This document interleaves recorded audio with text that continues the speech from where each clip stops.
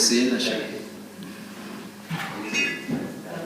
یک کمتر تقلیل کنید در جایی که دست اونها تا آخر بود، در اونجا هیچ وقت نه تنجی بود، نه آرامی، نه دموکراسی. این یک.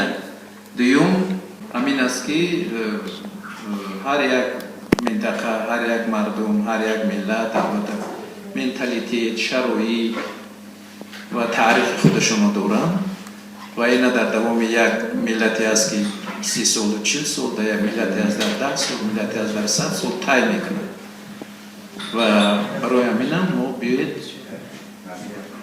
ارزش‌های خودمون بیان کنیم و با راه دموکراتیک رفته ایستادیم، قدم به قدم کاری کنیم که این تحمل شود، یعنی قبول شود از طرف مردم.